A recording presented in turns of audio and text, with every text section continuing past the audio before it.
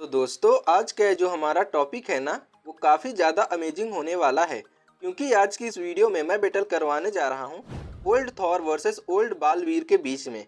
Old Thor में मैं Thor के म्यूनिर वाले वर्जन की बात करूंगा एंड ओल्ड बालवीर में मैं बालवीर के सीजन 1 वाले बालवीर को लूंगा। तो चलिए शुरू करते हैं।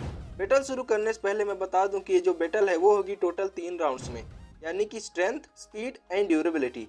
और हमेशा की तरह जो सबसे ज़्यादा राउंड्स जीतेगा वही बन जाएगा विनर। तो पहला राउंड है स्ट्रेंथ। तो पहले बात कर लेते हैं ओल्ड थॉर के स्ट्रेंथ के बारे में। तो देखो थॉर के पास है सुपर ह्यूमन स्ट्रेंथ और थॉर ने अपनी स्ट्रेंथ एमसीयू में कई बार दिखाई है और काफ़ी अच्छी तरह से दिखाई है, जैसे कि सोकोविया की पूरी सिटी को डिस्ट्रॉय करना, डिस्ट्रॉयर को डिस्ट्रॉय करना, हल्क को हराना। ऐसे ही कई जगह हमें थॉर की स्ट्रेंथ देखने को मिली है। तो अगर बात करें थॉर की एक्चुअल स्ट्रेंथ की, तो देखो थॉर की एक्चुअल स्ट्रेंथ है 100 टन्स और बिना किसी दिक्कत के 100 टन्स का वेट उठा सकता है।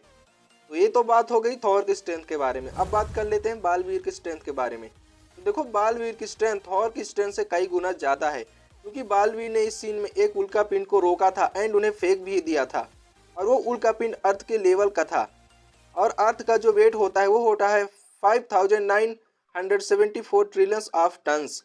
तो हम मान के चलते हैं कि उस उल्का पिंड का वेट भी इतना ही होगा और बालवीर ने उसे फेंक दिया था। तो इसका मतलब बालवीर की स्ट्रेंथ 5974 ट्रिलियन ऑफ टन्स है, जो कि थॉर के स्ट्रेंथ से तो कई गुना ज़्यादा है। सीरियसली थॉर स्ट्रेंथ के मामले में बालवीर के आसपास भी नहीं आता। तो क्लियरली स्ट्रेंथ वाला राउंड जाता है बालवीर के नाम। अगला राउंड है स्पीड। तो पहले बात कर लेते हैं थॉर की स्पीड के बारे में। तो देखो थॉर फ्लाई नहीं कर सकता, लेकिन हाँ वो अपने म्यूनिर की मदद से फ्लाई कर सकता है।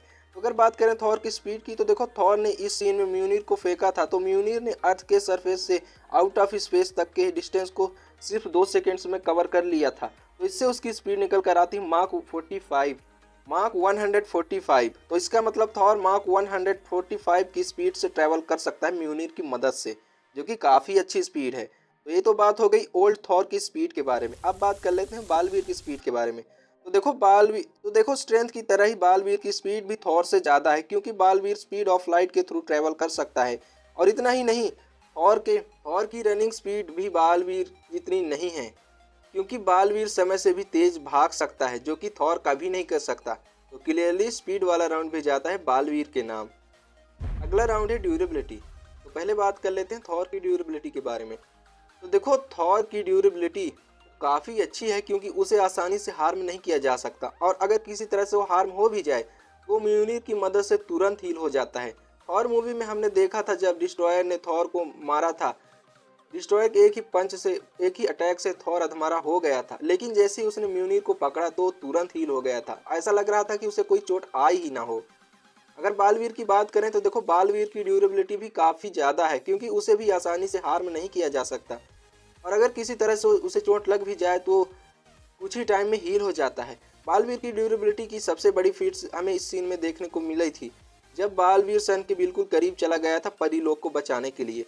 परीलोक को उसके सही दिशा में ले जाने के लिए बालवीर काफ़ी देर तक अपने बॉडी पर सन के फुल एनर्जी को सरवाइव किया था, फिर भी मरा नहीं था। और इसके पहले एक एक जलता हुआ उल्का पिंड धरती की तरफ आ रहा था, तब बालवीर ने उस उल्का पिंड को उसके अपोजिट डायरेक्शन में पुश किया था और काफ़ी देर तक उसके एनर्जी को अपने अंदर लिया था और फिर उसे ले जाकर दूसरे उल्का पिंड में टकरा दिया था, छोड़ दिया था, जिससे वो दोनों उल्का पिंड आपस में टकरा के डिस्ट्रॉय हो गए थे और उनसे जो एनर्जी निकली थी उसे भी काफ़ी नज़दीक से सर्वाइव कर लिया था, फिर भी उसे कुछ नहीं हुआ था। और तो और उल्का पिंड की एनर्जी को सर्वाइव करने के लिए उसने अपने मैजिक का भी इस्तेमाल नहीं किया था, बिना मैजिक के ही हील हो गया था। तो इससे पता चलता है कि बालवीर की ड्यूरेबिलिटी कितनी ज़्यादा है।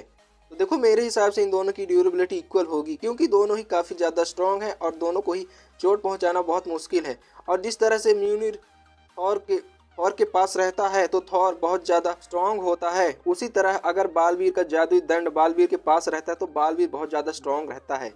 तो दोनों ही सेम है, तो इसीलिए ड्यूरेबिलिटी वाला राउंड हो जाता है टाई और टाई होने की वजह से दोनों को ही एक एक पॉइंट मिलते हैं। तो ड्यूरेबिलिटी वाला राउंड जाता है दोनों के नाम। तो देखो 3 राउंड्स खत्म हो गए हैं और स्कोर हुआ है बालवीर 3 एंड थॉर 1 और इसी के साथ हमें हमारा विनर मिल गया और है बालवीर। तो देखो यार अगर कभी इन दोनों के बीच में फाइट हुआ तो उस फाइट का विनर तो बालवीर ही होगा क्योंकि बालवीर ज़्यादा पावरफुल है एज़ कम्पेयर टू थॉर। तो बस यार आज की इस वीडियो में इतना ही। अगर वीडियो पसंद आए तो प्लीज़ वीडियो को लाइक और चैनल को सब्सक्राइब कर दीजिएगा और मैं मिलता हूँ आपसे किसी और वीडियो में। तब तक के लिए आप हमारी दूसरी वर्सेस बैटल वीडियो देख सकते हैं।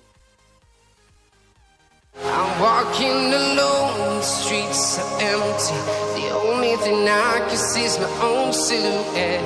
I'm getting stronger, step by step. The clock is ticking, but there's no time for regrets. I've been